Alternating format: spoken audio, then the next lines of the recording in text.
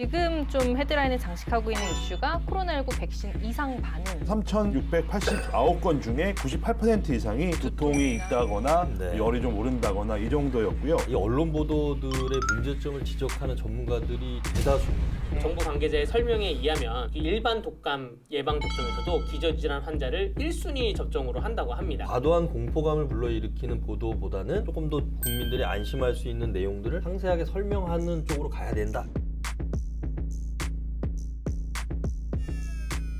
정확한 정보를 계속해서 제공하고 예. 그걸 저희가 또 전달을 하면 그렇죠. 불안을 좀 줄일 수 있지 않을까. 때 아닌 3월 춘설이 내렸습니다. 또 전기차 때문이었다 이런 얘기도 있더라고요. 추워서 전기차가 방전이 돼서 이렇게 멈춰선 거예요. 그렇기 때문에 제설차가 못 들어가서 제설 작업이 더 어려웠던 거 아니냐.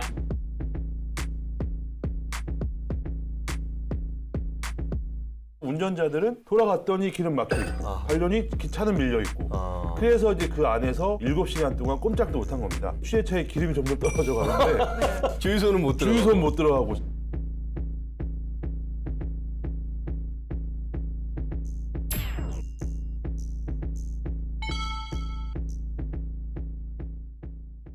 이보다 더 생생할 순 없다. 이 기자의 눈으로 바라본 생생한 현장 뒷이야기 강원 기자회견의 문이 열렸습니다.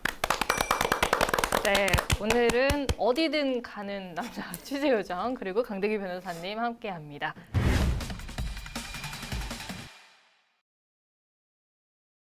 저희가 이제 매주 다루고 있는 게 코로나19 상황입니다. 이번 주도 좀 코로나19 상황 짚어보려고 하는데요. 지금 좀 헤드라인을 장식하고 있는 이슈가 코로나19 백신 이상 반응입니다. 좀 이상 반응 좀 어느 정도인지 정리해 주시죠. 네, 지금 말씀하셨듯이 가장 핫한 이슈 중에 하나인 것 같아요. 지금 네. 백신이 이제 국내에 들어오면서 접종이 시작됐고 그러면서 이상 반응에 대한 얘기들이 계속 쏟아지고 있는데 네. 7일 0시 기준으로 지금 3,689건이 예. 이제 이상 반응으로 집계가 됐습니다. 네. 그 중에서 이제 안타까운 사망 사건도 한 건이 총 8건이 추가가 됐는데 지금 보시면 3,689건 중에 98% 이상이 흔하게 경증이에요. 경증. 약한 증상이 나타나는 뭐 네, 약간 두통이 있다거나 네. 열이 좀 오른다거나 이 정도였고요.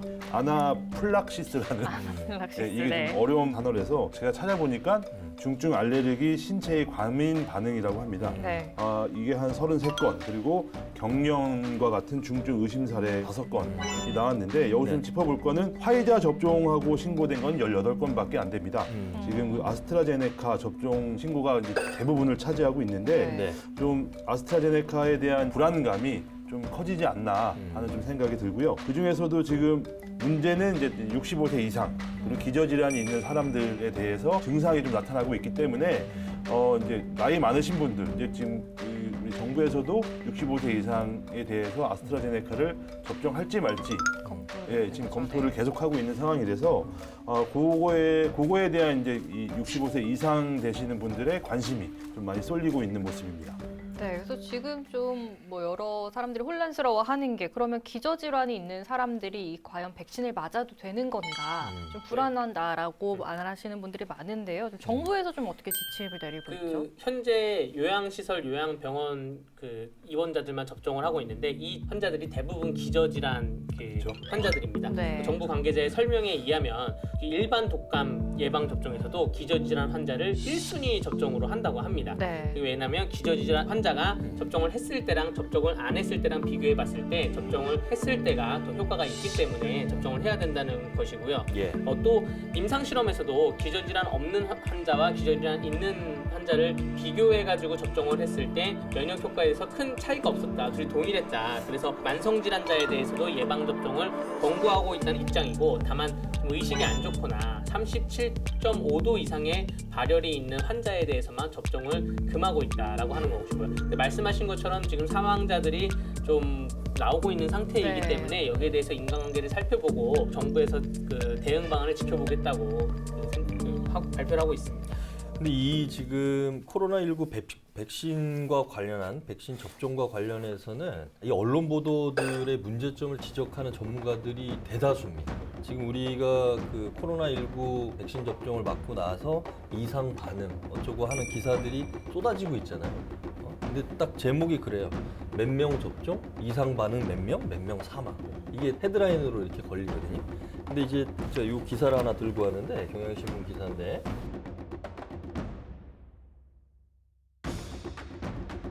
클럽하우스라는 그 음성 기반 사회관계망 서비스에서 백신 전문가들이 모여서 열띤 토론을 했다고 하는데 이분들이 얘기하는 거는 지금 언론 보도의 문제점들을 여러 가지를 좀 지적을 하고 있어요. 그러니까 네. 뭐냐면 예를 들어서 우리가 며칠 날 몇 명 접종했는데 몇 명 사망이라고 제목이 뜨면 이건 50% 절반만 맞는 기사라는 거예요. 왜? 그 사망한 사람이 백신 접종하고 인과관계는 몇 주가 뒤에나 나올 수 있다는 거예요. 그리고 지금 전 세계적으로 최소한 뭐 2억 명 이상의 그 백신 접종을 맞았는데 백신을 맞고 나서 그것 때문에 사망했다는 인과관계 한 명도 없어요. 전 세계적으로. 그러니까 우리나라에서 지금 보도는 언론 보도들이 이상 반응이 뭐 3,600건이 나왔고 그 다음에 공교롭게 백신을 접종했는데 8명이 사망을 했고 뭐 이런 내용들이 나오잖아요. 그러니까 이거는 별 이상이 없는 거예요. 왜? 지금 뭐 이스라엘 같은 경우도 지금 뭐 몇백만 명이 예방 접종을 맞았다고 하는데 거기 똑같이 이런 이상 반응이 다 있어요. 영국도 그렇고. 그러니까 마치 우리나라에서만 다른 나라에 없는데 우리나라에서만 희한하게 백신 접종 맞고 나서 공교롭게 사망한 사람이 나왔다. 근데 이걸 제목으로 갖다 쓰면 보는 시청자나 독자들 입장에서 아, 백신 맞고 사망인가? 네. 이렇게 되는 거예요. 이건 아니래. 사실하고 전혀 다르다는 거죠.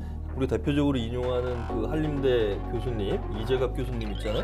이분이 얘기하시는 게 시간적인 선후 관계를 중요하게 판단하는데 이게 전제 조건은 될 수 있는데 충분 조건이 아니다. 그러니까 시간상으로 백신을 접종하고 사망을 하신 부분은 팩트는 맞지만 실제로 인과관계에 대해서는 그 뒤에 보도 내용에는 없다는 거죠. 이거 언제 나오냐면 뭐 사인 분석하고 뭐 부검도 하고 뭐 하고 나와야지만 알 수 있는 것들인데 지금 전 세계적으로 2억 명 이상의 백신 접종을 맞고 나서 인과관계가 드러난 게 한 건도 없다는 거예요. 그러니까 무슨 얘기까지 하냐면 오늘 아침 라디오에는 또 그 김호란 교수님 말씀하시는데 그분들 예방 접종 안 했어도 돌아가셨을 수도 있다. 왜? 요양병원에 계시는 분들이 지금 하루에 몇 명이 사망하는지 우리가 통계적으로 모르잖아요. 그건 통계를 안 내요. 왜?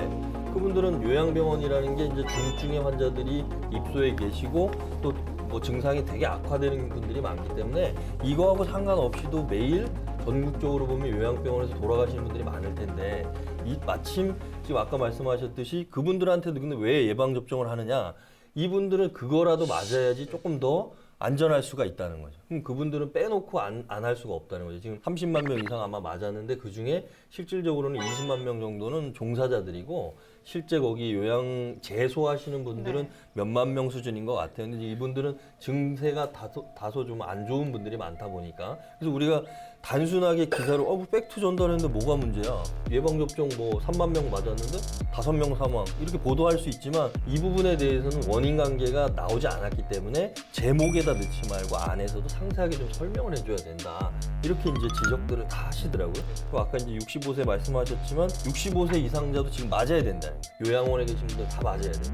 그러니까 전 세계적으로 임상으로도 다 증명이 됐고 이미 확인이 된 거기 때문에 지금 이거보다 더 중요한 건 없다는 거예요. 그래서 그렇게 봐야 되지 않을까 예방 접종에 대해서는. 네, 근데 또 이게 또 오랜 기간 동안 맞아와 본 백신도 아니고 예, 백신을 예. 우리가 선택을 할 수도 없기 때문에 그렇죠. 이렇게 사망 사례에 대한 계속 보도가 나오면 시민들이 불안해할 수밖에 그렇죠. 없을 그러니까 것 같습니다. 보도를 할 때 오히려 이런 것들은 과도한 공포감을 불러일으키는 부분에 대해서는 언론들이 조금 더 한번 생각을 해서 우리나라뿐만 아니라 다른 나라의 상황은 또 어떤지 또 그다음에 우리나라 더 정도가 심각한 건지 뭐 이런 부분 또는 아니면 지금 계획돼 있는 접종하는 시기들은 제대로 지켜지고 있는 건지 관리상의 허점은 없는 건지에 초점을 맞춰야 되고 과도한 공포감을 불러일으키는 보도보다는 조금 더 국민들이 안심할 수 있는 내용들을 상세하게 설명하는 쪽으로 가야 된다 이렇게 이제 전문가들이 대다수가 이렇게 지적을 하고 있더라고요. 네. 네. 또 저희 또 이제 곧 백신을 네네네. 맞을 시기가 다가오잖아요. 우리 지난번에 저기 최문순 지사가 우리 저 강원도정 브리핑 헬로 TV에서 네. 10월쯤이면 우리 도민들도 맞을 수 있다 그러는 거죠. 네. 네. 그 맞고 나서 이제 또 뭐 부작용, 뭐 네. 발열이나 이런 근육통이 났을 때 이 정도면은 병원에 가야 되나 말아야 되나 이런 것들로 또 많은 분들이 좀 혼란을 겪을 것 같습니다.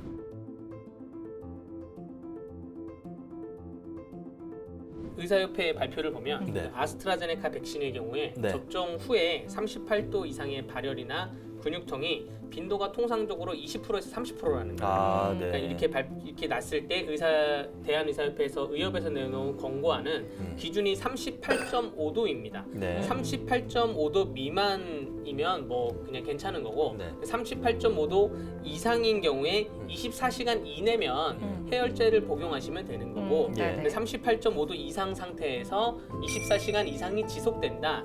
그러면 좀 진료를 권고한다는 것이 의사협회의 권고사항이니까 네. 이렇게 의사협회 권고한 대로 일단은 좀 준수를 하면 될 것 같습니다. 요거는 다음에 한번 좀 전문가를 한번 모시든가 예, 예. 연결을 해서 네. 그 궁금증 한번 싹 한번 털어놔야 될 것 네, 같아요. 그러시죠. 네, 그 정부 당국에서도 정확한 정보를 계속해서 제공하고 예, 예, 예. 그걸 저희가 또 전달을 하면 그렇죠. 이런 좀 과도한 불안을 좀 줄일 수 있지 않을까 이렇게 네. 생각을 합니다.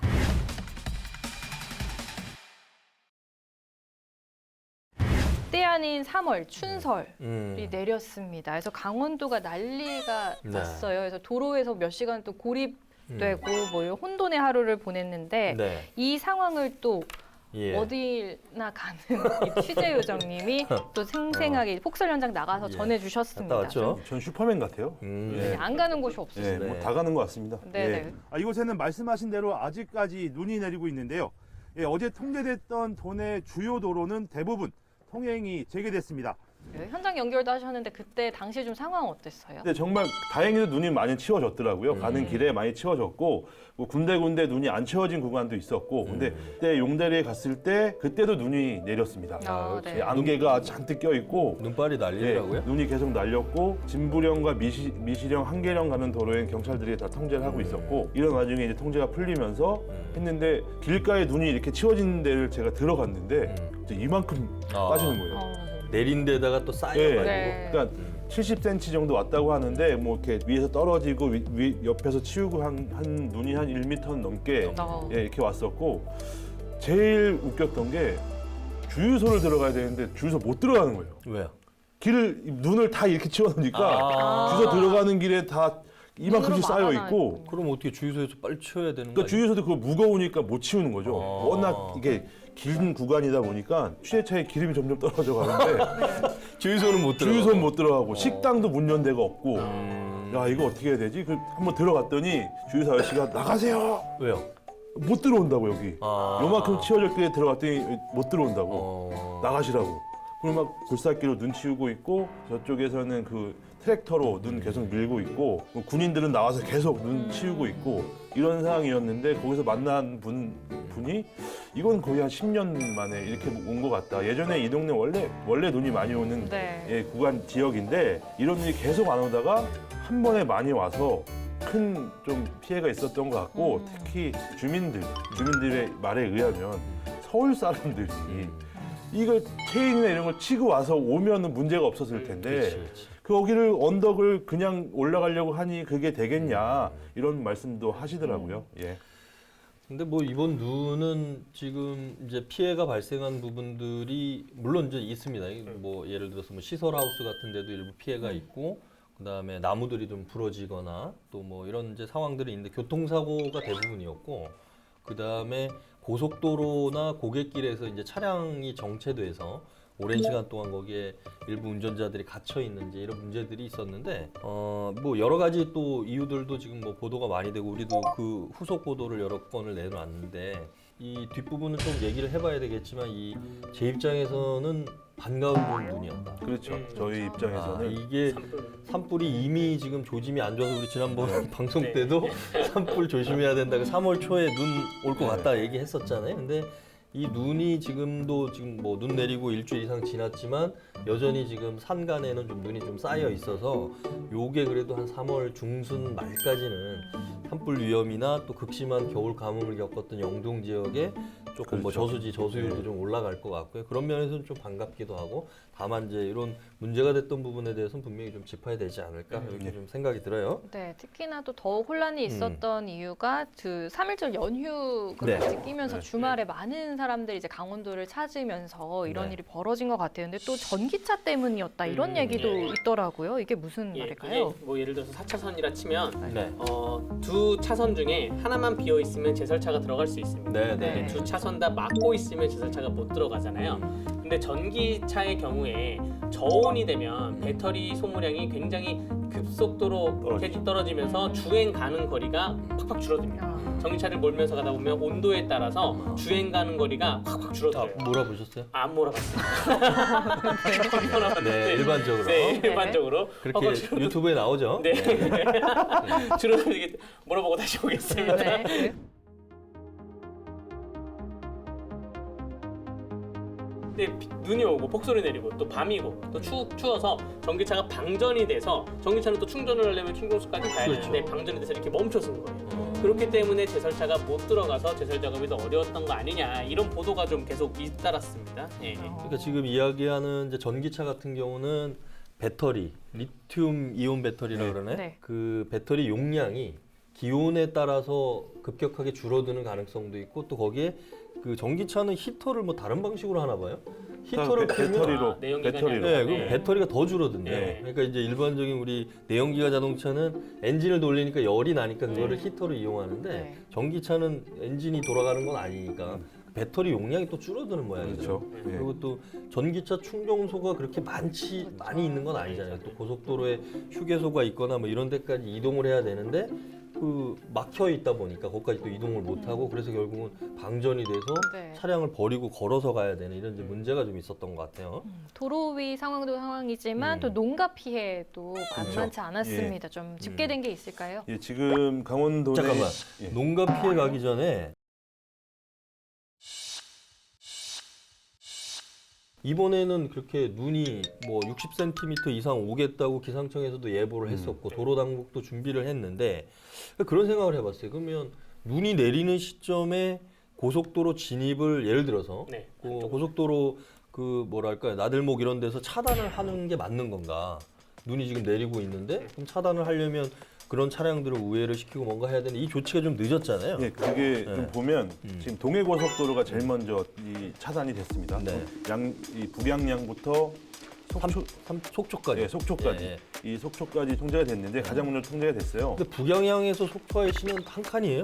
예, 북양양에서 바로 속초니까. 왜냐면 네. 눈이 속초 고성에 제일 많이 왔기 때문에 아마 고속도로가 통제가 된 것 같은데 거기서 통제된 차량들을 우회시켰죠. 네, 네. 미시령 쪽으로, 미시령이나 강릉 쪽이나로 이제 국도로 예, 이제 국도로. 이렇게 우회를 시켰는데 네.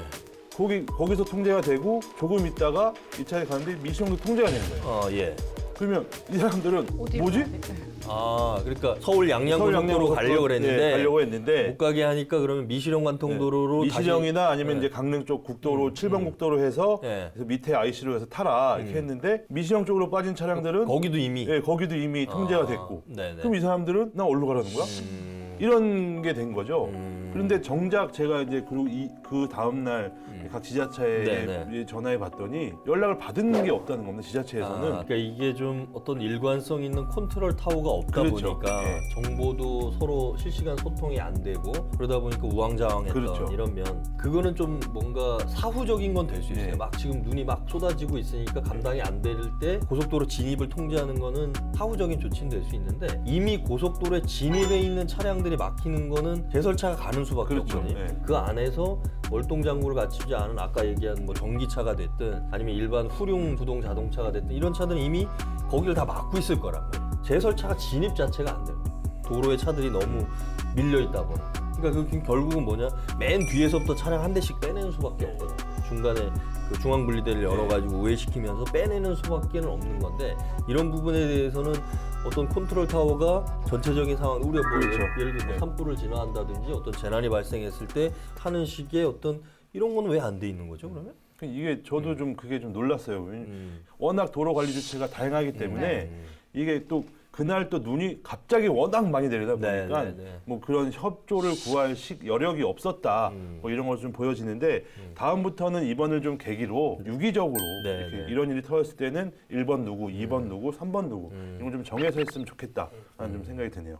속 시원하게 할 말은 하자. 강원도 열혈 기자들이요. 눈치 보지 말고 강원 기자회견으로 모이세요.